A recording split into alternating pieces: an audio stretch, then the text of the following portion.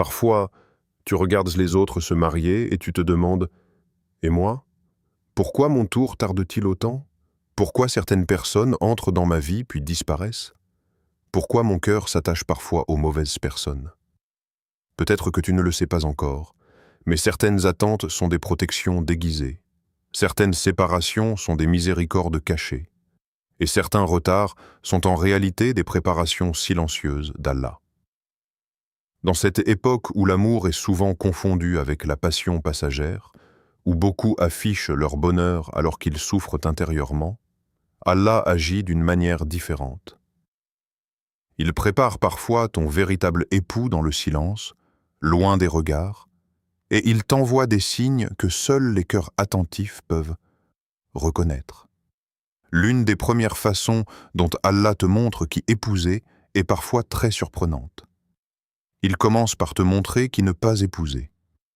Tu as peut-être rencontré une personne qui semblait être la réponse à toutes tes prières. Tout paraissait parfait. Les conversations étaient agréables, les projets semblaient possibles et ton cœur commençait déjà à imaginer un avenir. Puis, sans que tu le comprennes, les choses ont changé. La relation s'est arrêtée, les circonstances se sont compliquées ou cette personne s'est éloignée de toi. Sur le moment, tu t'es demandé « Pourquoi Allah? Pourquoi m'avoir permis de rencontrer cette personne si elle n'était pas faite pour moi ?» La vérité est que nous ne voyons qu'une petite partie de notre histoire, alors qu'Allah en voit la totalité. Nous jugeons souvent avec nos émotions, mais Allah agit avec une connaissance parfaite. Dans la vie moderne, nous voulons des réponses immédiates. Nous voulons savoir pourquoi une relation s'est terminée, pourquoi une personne nous a déçus ou pourquoi un projet de mariage n'a jamais abouti. Pourtant, certaines réponses ne sont comprises qu'avec le temps. La sagesse d'Allah ressemble parfois au travail d'un médecin expérimenté. Un médecin retire quelque chose de dangereux même lorsque le patient ne comprend pas encore le danger. De la même manière, Allah éloigne parfois de toi une personne qui aurait blessé ton cœur, détruit ta tranquillité ou affaibli ta foi. Tu peux pleurer aujourd'hui ce que tu considères comme une perte, alors qu'en réalité tu es en train d'être protégé. Le prophète, que la paix et le salut d'Allah soient sur lui, nous a enseigné que ce qui nous a manqué n'était jamais destiné à nous atteindre, et que ce qui nous a atteints ne pouvait jamais nous manquer. Cette parole apporte une immense paix intérieure. Elle nous rappelle que certaines histoires ne sont pas écrites pour durer, même lorsque nos sentiments nous disent le contraire. Avec le temps, beaucoup de personnes regardent dans leur passé et disent « Alhamdulillah, cette relation ne s'est jamais transformée en mariage. » Elle découvre des vérités qu'elle ne voyait pas auparavant. Un mauvais caractère, des valeurs incompatibles ou des intentions qui n'étaient pas sincères. Parfois, la plus grande bénédiction d'Allah n'est pas ce qu'il place dans ta vie, mais ce qu'il en retire. Une porte fermée peut être une protection invisible. Une déception peut devenir une nouvelle direction. Une séparation peut être le début silencieux d'une rencontre plus belle, plus saine et plus proche de ce qu'Allah a réellement écrit pour toi. Le deuxième signe est souvent discret, mais il est profondément important. Avant de t'envoyer la bonne personne, Allah travaille d'abord sur ton cœur. Il arrive parfois qu'après une déception, une rupture ou une longue période de solitude, quelque chose change à l'intérieur de toi. Tu commences à aimer davantage la prière. Tu ressens le besoin de parler à Allah dans tes invocations. Tu cherches moins l'approbation des gens et davantage la paix intérieure. Tu prends conscience de certaines erreurs que tu ignorais auparavant et tu commences à devenir plus mature dans ta manière de penser et de vivre. Au début, tu peux croire que cette période de solitude est une punition. Pourtant, elle peut être une préparation. Allah sait qu'un mariage ne répare pas automatiquement un cœur blessé. Deux personnes qui portent encore leurs blessures, leurs peurs et leurs insécurités risquent de transporter leurs souffrances dans leur relation, Beaucoup de gens pensent qu'ils seront heureux lorsqu'ils trouveront enfin quelqu'un à aimer.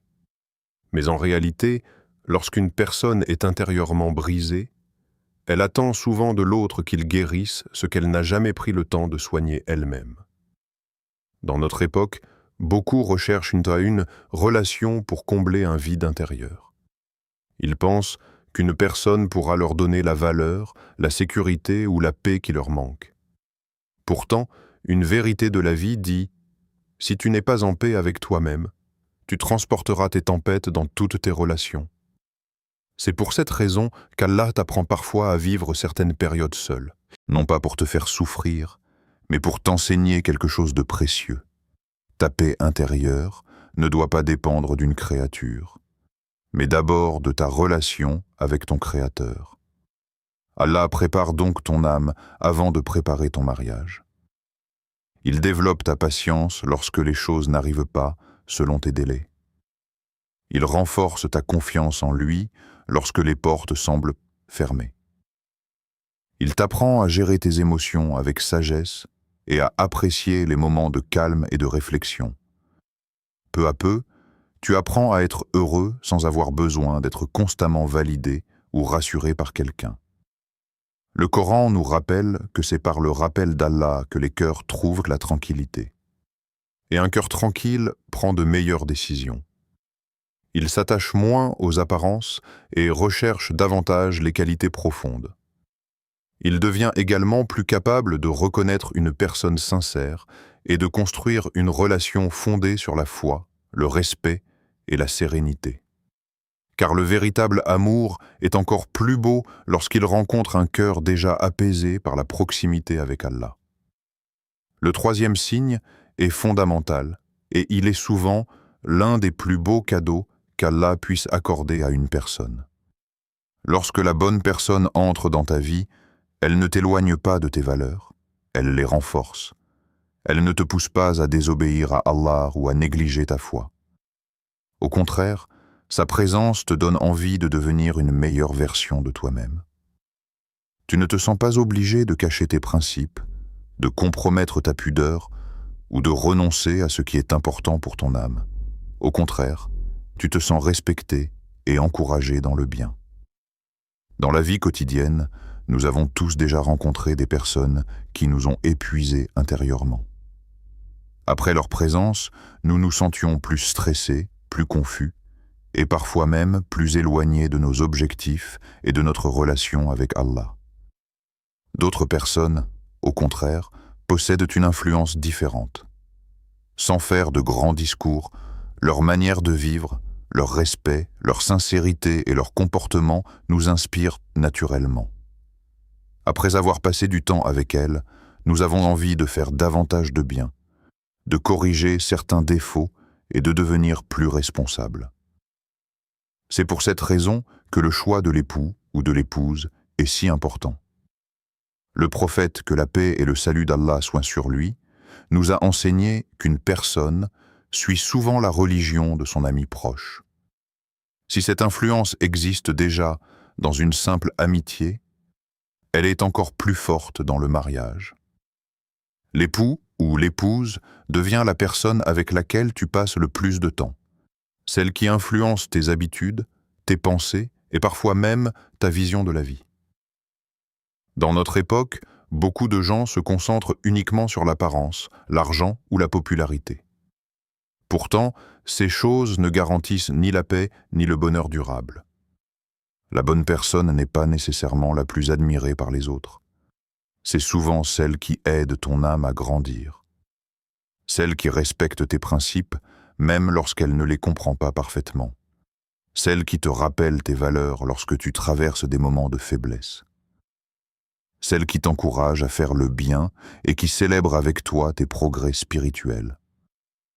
Une autre vérité de la vie dit « La personne qui t'est destinée ne te demandera jamais de sacrifier ton identité pour l'aimer. » Le véritable amour ne détruit pas ta personnalité, il l'élève.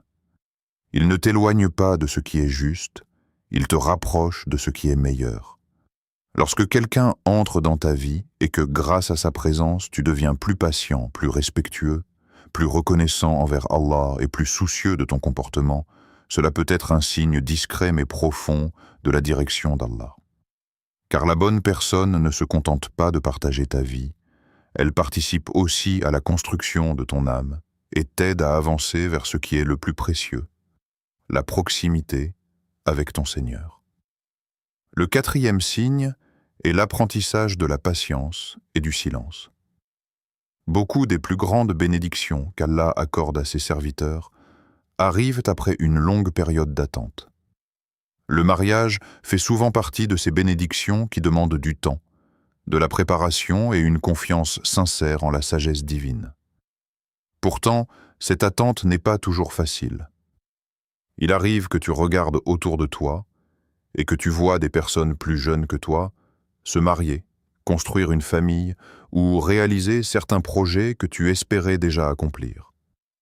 À certains moments, tu peux même avoir l'impression d'être oublié ou d'être en retard par rapport aux autres. Nous vivons dans une société qui nous habitue à l'immédiateté. En quelques secondes, nous pouvons envoyer un message, obtenir une réponse ou accéder à presque tout ce que nous voulons. Cette manière de vivre influence aussi notre façon de penser. Nous voulons des résultats rapides, des relations immédiates et des réponses visibles à nos prières. Mais Allah n'agit pas selon l'impatience des hommes. Il agit selon une sagesse parfaite et un calendrier parfait. Peut-être que tu te demandes pourquoi ton mariage n'est toujours pas arrivé alors que tu fais des efforts et que tu invoques Allah. Peut-être que tu te compares aux autres et que tu te dis intérieurement « Pourquoi eux et pas moi ?» Pourtant, la vie nous enseigne une vérité simple. Chaque fleur ne s'épanouit pas au même moment. Certaines fleurissent rapidement et d'autres prennent davantage de temps. Mais cela ne diminue en rien leur beauté. La patience, en islam, ne signifie pas rester immobile dans la tristesse ou abandonner ses rêves. La véritable patience consiste à continuer à avancer, à améliorer son caractère, à travailler sur soi-même et à poursuivre ses efforts tout en gardant confiance dans la sagesse d'Allah. La patience est un mouvement intérieur de confiance. C'est la capacité de dire « Je ne comprends pas encore le plan d'Allah, mais je sais qu'il sait ce qui est meilleur pour moi. » Cette période d'attente enseigne également le silence. Gagner sa vie en silence, progresser discrètement, construire son avenir sans ressentir le besoin de tout montrer aux autres. Voilà une grande leçon de maturité. Beaucoup de choses précieuses grandissent dans la discrétion. Les arbres les plus solides développent leurs racines profondément sous la terre avant que leur grandeur ne devienne visible. De la même manière, Allah utilise parfois l'attente pour développer en toi des qualités qui seront essentielles dans ton futur mariage. La patience, la maîtrise de soi, la confiance, la gratitude et la maturité émotionnelle. Ce qui semble être un retard est parfois une préparation invisible. Et il arrive qu'Allah retarde une chose non pas pour te priver, mais parce qu'il est en train de préparer quelque chose de plus beau, de plus stable et de plus bénéfique que ce que ton imagination peut concevoir. Le cinquième signe est peut-être le plus profond et le plus difficile à décrire avec des mots: la paix. Parmi les nombreuses émotions qu'une personne peut ressentir dans une relation, il existe parfois une tranquillité particulière qui ne ressemble à aucune autre. Le véritable amour n'est pas seulement une émotion forte, une attirance physique ou une passion intense. Il est aussi accompagné d'une sérénité intérieure difficile à expliquer. C'est une confiance paisible, un sentiment de sécurité et une impression que ton cœur peut enfin se reposer sans être constamment inquiet ou agité. Dans notre époque, beaucoup de personnes confondent l'intensité émotionnelle avec l'amour véritable. Elles pensent que plus une relation leur apporte de l'anxiété, de la confusion ou des montagnes russes émotionnelles, plus cet amour est sincère. Pourtant, souffrir constamment, vivre dans la peur de perdre l'autre ou passer son temps à pleurer et à douter n'est pas un signe de santé émotionnelle. Beaucoup poursuivent des relations qui les épuisent mentalement et spirituellement, puis appellent cela de l'amour. Mais la paix est l'un des plus beaux cadeaux qu'Allah puisse déposer dans le cœur de ses serviteurs. Lorsqu'une relation est saine et construite sur des bases solides, ton âme respire différemment. Tu n'as pas besoin de prétendre être quelqu'un d'autre pour être aimé. Tu n'es pas obligé de sacrifier tes principes ou de te détruire intérieurement pour préserver la relation. Tu te sens respecté, compris et accepté avec sincérité. Cela ne signifie pas qu'il n'y aura jamais de difficultés. Aucun mariage n'est parfait et aucun couple n'échappe totalement aux épreuves de la vie. Il peut y avoir des désaccords, des périodes de fatigue ou des moments de faiblesse. Cependant, même au milieu des difficultés, une certaine tranquillité demeure dans le cœur. Tu continues à ressentir du respect, de la confiance et un désir sincère de construire quelque chose de beau ensemble. Une vérité de la vie moderne dit « Le bon endroit pour ton cœur est celui où il peut enfin se reposer ». Cette phrase contient une grande sagesse. Le véritable amour n'est pas un lieu de guerre permanente. C'est un espace où l'on grandit, où l'on se sent en sécurité et où l'on peut avancer avec confiance. Le Coran nous rappelle que c'est par le rappel d'Allah que les cœurs trouvent la tranquillité. Lorsqu'Allah guide une personne vers ce qui est bon pour elle, il peut également placer une paix particulière dans son cœur. Cette paix ne s'explique pas toujours par la logique ou les apparences extérieures. Elle est parfois discrète, silencieuse et presque invisible aux yeux des autres. Pourtant, elle peut être l'un des signes les plus puissants qu'Allah est en train de te conduire vers la bonne personne, celle avec qui ton cœur trouvera une sérénité qui le rapprochera davantage de lui.